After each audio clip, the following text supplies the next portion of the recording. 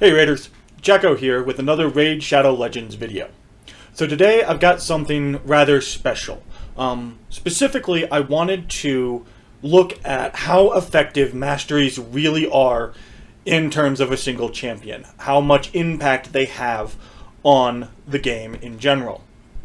So not only are we going to do a Champions Guide, but I've got something special lined up. So for the champion we're going to use for this is Frozen Banshee. Now, Frozen Banshee is a great clan boss champion due to her kit. So let's take a look at that to start off with. On her 8-1, we've got Death's Caress. Attacks one enemy 2 times. Each hit has an 80% chance of placing a 5% poison debuff for 2 turns if the target is under a poison sensitivity debuff. Now that 80% is after we book it all up and everything, so she is best booked. That's something to keep in mind, but she is a rare champion, so that's going to be a little bit easier.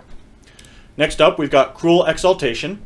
Attacks one enemy, fills the turn meter of all allies by 2% for each debuff on the target. So on Clan Boss, hopefully we've got a full 10 debuffs up, which means this is going to fill the turn meter of all allies by 20%. Pretty nice skill, all in all. Frostblight. This is where things get interesting. Attacks one enemy, places a 25% poison sensitivity debuff for 2 turns, and it's on a 3-turn cooldown when fully booked. So that gets you the poison sensitivity you need for her Death's Caress, which it puts the good high version of poison onto the enemy. So she is a great top tier poisoner for Clan Boss. Her aura increases ally accuracy in all battles by 35%. Can be useful if you're really struggling for that accuracy, but in most cases you're probably going to want a defense aura or something along those lines. So, on her, in terms of artifacts, we really are pushing the accuracy. All of her damage in Clan Boss and in Dragon, since she's very useful there as well, is going to come from those poison debuffs after the poison sensitivity. So we really need her accuracy as high as we can go. That being said, with the current meta for early game players, I do have 4 pieces of lifesteal gear, and then, just like with Warmaiden, I went with 2 pieces of perception gear to get that accuracy up.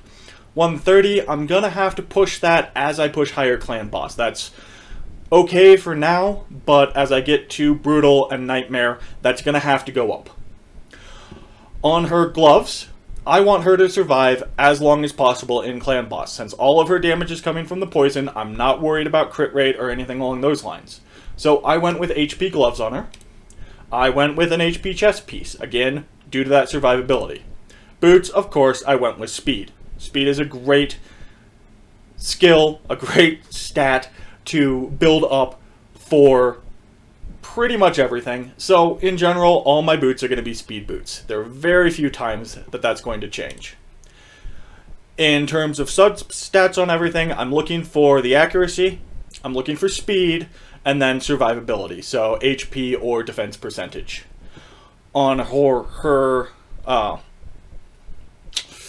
these ones, not artifacts, they're accessories. There we go. On her accessories, again, I'm looking to bolster that defensive aspect of her. So defense on the ring with defense percent and HP, very nice. With her amulet, I went for accuracy. That's the big one for me, getting that accuracy. And then defense and HP. This isn't the best because it's got 2 rolls on attack, but that just means that her regular attacks are going to be doing a little bit better. I don't have her up to 6 stars, even though I have her at level 60, I could get her up to 6 stars. There's a very specific reason I'm doing this, and that has to do with the missions. So one of the missions you're going to run into at some point as you're working on getting up to your Arbiter is that you're going to have to ascend a champion to 6 stars. And this is going to be different affinity champions at different times. So, since she's a Magic Affinity champion, I'm just keeping her at 5 stars until I hit that mission quest, then I can ascend her and keep going, because I'm pretty sure that particular one is not retroactive. I may be wrong on that. If you know for sure and want to tell me in the comments that I'm wrong, please, I would love to know so that I could get her up to 6 stars and maybe get her a banner, if I ever get banners. let's go ahead and hop over to the champion index so we get a better picture of her for the aesthetic portions. She is an undead hordes, and she's down here in the raid. So first, before we go into the armor and everything, we notice that she is a spear wielder. So spear wielders are a little bit different when it comes to their armor than your typical like shield wall fighters, your frontline fighters. And the reason for that is the spear allows them a lot of mobility as well as reach, so they can keep people at bay. And in a general melee, what you're going to want is you're going to want a shield wall, so a shieldman, a shieldman, a shieldman, and so on, to protect your glaives and your spears behind. Your spears are there and going to be behind, and using the spear to stab over the shield wall or around the shield wall, trying to pick off other spears, other great weapons, or the enemy's shield wall. It's important for a shield wall to be able to cover as much of themselves as they can so that they don't get picked off by shields. Or, excuse me, so they don't get picked off by spears. As such, spearmen usually go with a little bit lighter armor. It gives them some mobility and flexibility. Now, not as much as archers. Archers are minimal armor at the most, so that they have all the mobility that they can get out of their kit, so that they can get around the field. But spearmen are this nice little median point. So we're going to take that into account when we're looking at her armor. So looking at her armor, from the bottom, we've got high, tall leather boots, pretty decent, a decent heel on them. A lot of people will say that seeing fantasy women in heels fighting is unrealistic, that you don't fight in heels or anything like that. That's really not true. It really comes down to what you've trained in. For example, my wife, when we were doing live action role play up in the mountains, and this is running up and down the mountains full speed all the way around, I've seen her run a game in 6-inch thigh-high stilettos because she'd spent her entire life fighting and doing pretty much everything else, dance, things along those, in tall heels. So it's really a matter of what you are trained in on whether or not a heel is a detriment or a boon to you in your fighting. If you've never worn heels and put on heels to fight, that's going to be bad. Other way around, if you've never worn flats and put on flats to fight, that's also going to screw you up. So we go up from the feet a little bit, and we've got some leather knee protection. Not the best. I would honestly recommend she go for metal. That's going to be painful when someone breaks through the shield wall and starts killing the spearmen. Leather uppers, leg protection, that's pretty good. She's got, I'm guessing leather, I'm assuming most of what she's got on is leather, in all honesty. Possibly hardened or boiled. When you boil leather in wax, you get a much harder leather, and it holds a shape better. So, leather uppers, I love the decorations on that. That's just very pretty and easy to do, in all honesty. That's just some rivets put in there. Her hip protection and everything isn't stellar. It covers the points of the hip, which is nice, but doesn't drape down to cover the top portions of the legs. So on that.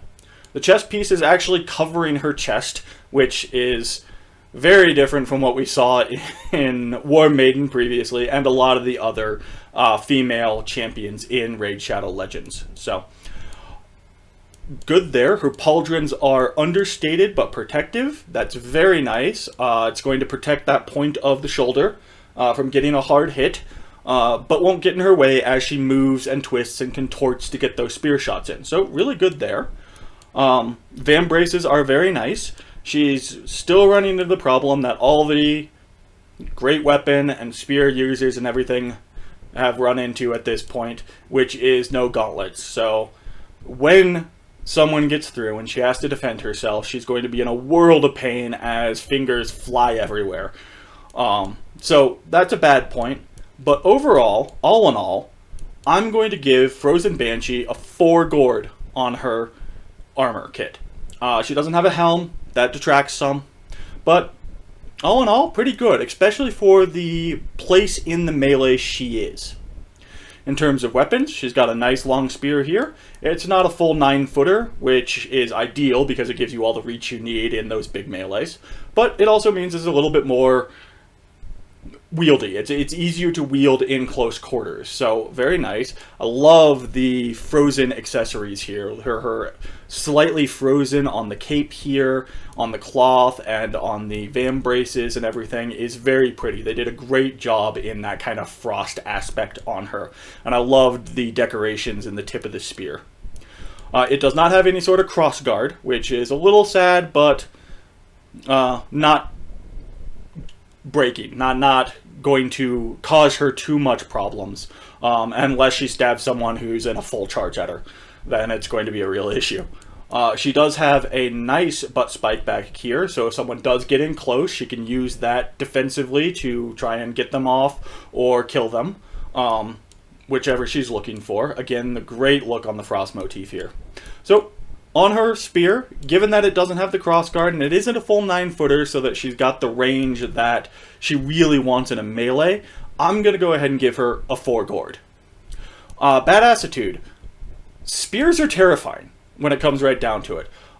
Their reach means that you may never see the blow coming. You may just get knocked upside the head and be dead without ever knowing where that came from. Just the fact that it's a spear gives her a level of badassitude. The fact that she's in protective yet flexible gear means that she's very likely to be very bendy, very contorty, and be able to get those shots in from much different angles. And for that, I'm going to give our Frozen Banshee here, again, a 4 gourd. So overall, all in all, I'm going to have to rate Frozen Banshee as a 4 gourd champion. I think her aesthetic is really nice. I really love the whole aspect and the fact that the frozen motif that we get on like the cape collar and things like that is mimicked in her eye ridges and everything. It really shows that that frozen aspect of her is through and through. It's not just a motif that she puts on. So, as I said, we've got a little bit something special, and that special is looking at Masteries. When we come and look at our Frozen Banshee, or my Frozen Banshee, I should say, not necessarily ours, we can see that I have no Masteries on her. So what I'm going to do is I'm going to put her in a clan boss fight, and we're going to take note of how much damage she does in a regular clan boss fight. Then, because I have the gems for it, we're going to buy her scrolls and give her the complete mastery, and then fight in the clan boss once more and see how much greater her damage potential is with those masteries in place. So we'll come to our clan boss. Right now I'm working on hard. We've just turned over for the day, so we are looking at a void clan boss. I've got a decent team here. Let's go ahead and pull out Stag Knight and put in Warmaiden, so it's a little bit friendlier of a team. I've got High Katun again for my speed buff. Galek because he... Actually, we're going to take Galek out. He's got War Master as his masteries. We're going to put Cold Heart in. Yes, my overall damage is going to go down because of that, but because of the randomness of War Master, I want to put her in a team that the only difference is going to be her masteries. So let's see how this goes. And it looks like I lost a little bit of my backdrop. So you're getting the raw Jacko's Raider rants today. Completely raw. I am working on getting myself a green screen and getting all that set up. So I've got that nice crisp look to the videos. But that's going to come in a little bit of time when it comes right down to it. Mostly because Amazon can be slow. Hey, it happens. The same old loading screen. They really need to put a few more of those in. So, for Clan Boss, we're going to just let it go on auto. And while we're here, we might as well talk about the aesthetics a little bit of the Clan Boss himself. Terrifying. I love how they've put in the detail of like the flaming eyes and the glyphs and everything carved into his skin. And when you go into Clan Boss after he's had 50% damage, you're going to see that his eyes change, and he also gets these glows around his claws, his hands, depending on what element he is. And really, I just love the aesthetics of the fight. It's wonderful. Got a stun there on High Katoon. Unfortunately, we didn't have the block debuffs up from Sepulchre Sentinel. Frostblight just hit, so we got the poison sensitivity in. So next time Frozen Banshee goes, it should be her A1, and she should land 2 poisons on him for us. There we go, 2 poisons. We also got a poison from Coldheart, who will lay a poison with her A2 if she's already hit them with an A1 and has a heal reduction on there.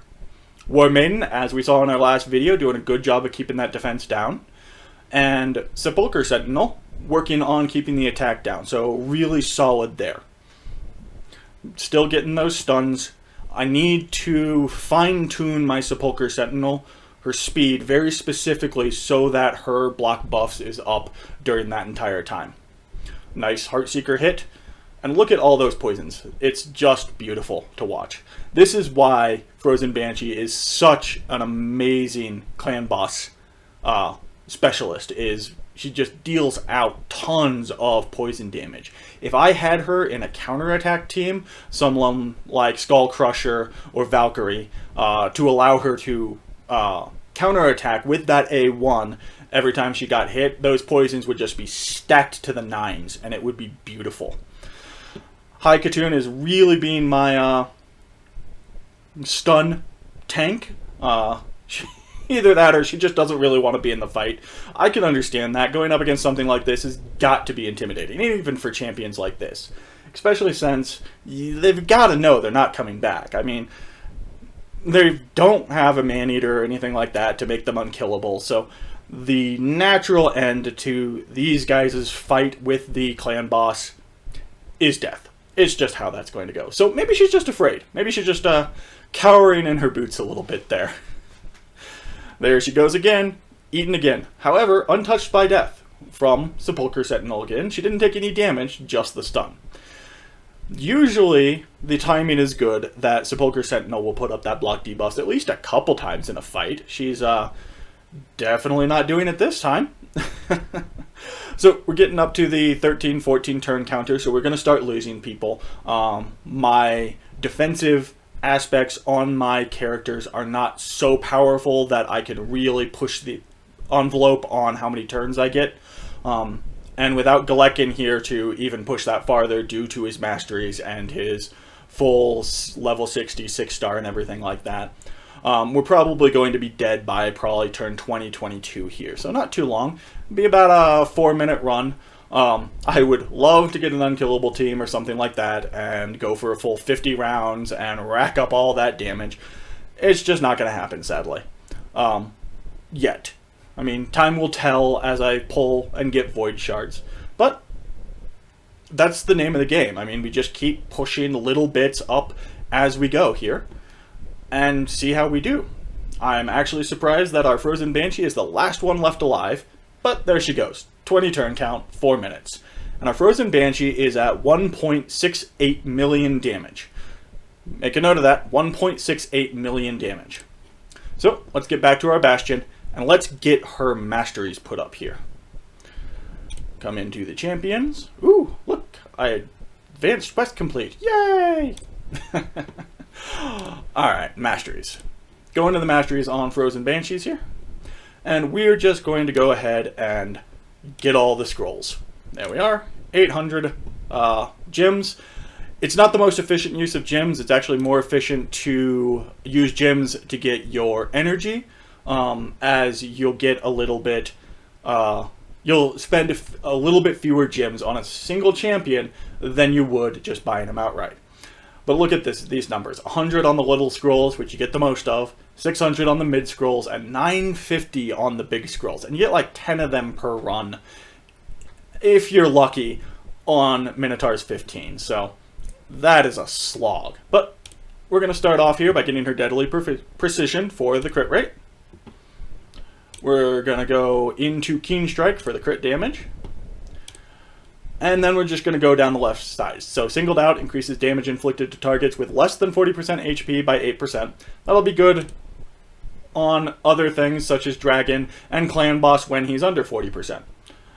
We're going to get Bring It On, increases damage inflicted by 6% when attacking targets with higher max HP. The clan boss is always going to have higher max HP.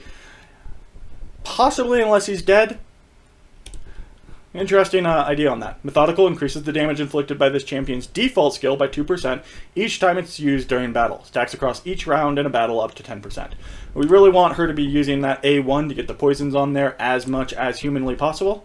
And then Warmaster, the big money skill, has a 60% chance of inflicting bonus damage when attacking. Bonus damage is equal to 10% of the target champion's max HP or 4% of the target's max HP when attacking bosses. Bonus damage can only occur once per skill and does not count as an extra hit. Major damage boost. We're going to see that. Remember, 1.68 million currently. Since we are looking at her poison stacks, we're going to go ahead and go for the accuracy here. Yes, that will be our second branch. Again, accuracy. Come down to, hey, look at that. More accuracy. Down here, we're going to go ahead and get Evil Eye. Evil Eye decreases the target's turn meter when this champion hits them with the default skill for the first time. This will be useful in other places, so Dragon and things like that. Laura Steele would be a better choice if I had her in a speed set. But since I'm using precision set on her, I'm going to go ahead and pick up Evil Eye. That's a choice. Don't follow Masteries exactly. Figure out what you need and why you need it for your fights and for your champions. It's much better to know what you're looking for and build it than to just copy someone else's straight. Because we're putting on debuffs, we're going to put on Master Hexer, has a 30% chance to extend the duration of any debuff cast by this champion by 1 turn. That's going to be really nice for those poisons, even sweeter if it happens to proc on that poison sensitivity. Just to put a little bit more poison up there, let's give her Sniper as well. Increases the chances of placing any debuff from skills or artifacts by 10%. Her poison sensitivity is already at 100%, however, her poison lane on her A1 is only at 80%, so we're going to pump that up to 85 there. Now we're just going to go for some survivability. Increases damage inflicted by 5% when attacking with full HP. Nice little boon for the little bit, especially if I get someone in there who's going to be topping off her AP. But this one, Life Drinker, heals by 5% of damage inflicted when attacking with 50% HP or less. So as she gets down, that's going to help her stay up a little bit farther. And finally, Cycle of Magic has a 5% chance of decreasing the cooldown of a random skill by 1 turn at the start of every turn. Would not be sad to have the poison sensitivity on her A3 come up every 2 turns rather than every 3 turns, if the chances are right. So we now have a fully masteried out Frozen Banshee. Let's come back to Clan Boss and see how we do. Hard again, 3.7 million. Oh, excuse me, 3.71 million last time. Let's see how we do on another fight. So, exact same team setup. We're going to get this started. And this time, instead of having you watch through the whole 4 or 5 minutes or however long it's going to take, I'm going to go ahead and, as soon as we start in here, I'm going to go ahead and give it a cut. And we'll come back at the end when we get up to those 20 turn marks and everything. And we'll see how she does at the end of all of that. So, see you in a couple minutes. Alright, we're back here. Turn 19. Frozen Banshee is still up and fighting strong, though she's the last one of the group. And there she goes. So, let's see how the change did. So, we went from 3.71 million, same team and everything, up to 4.98 million with just changing out her masteries. Frozen Banshee went from 1.68 million on her own up to 3.13 million. Not quite doubling just because of having the Warmaster, but really, really close. I am very impressed with this experiment. It shows just how much damage you're going to be pumping out when you get all of your champions masteries done all the way up, and you get 5 people who are hitting with Warmaster rather than just 1. That's going to be at least a 5 million damage increase on hard Clan Boss. That's incredible. Now, when it comes to masteries, it is recommended that when you get your campaign farmer up to 60, he gets 800 gems, he or she, excuse me, gets 800 gems to get their masteries up immediately. That's just going to speed things up. After that, it's really up to you how you want to spend those gems, if masteries and saving all that time in Minotaur is going to be better for you, or if you have no problem spending all that time in Minotaurs and you want to keep the gems.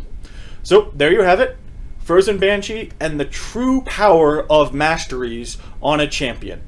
I hope you enjoyed this. If you already knew this and it was a waste of your time, let me know below and we'll look at other kinds of videos to do. Otherwise, if you enjoyed the content, please like, subscribe, and toll that bell. And I hope you have a great day. See ya.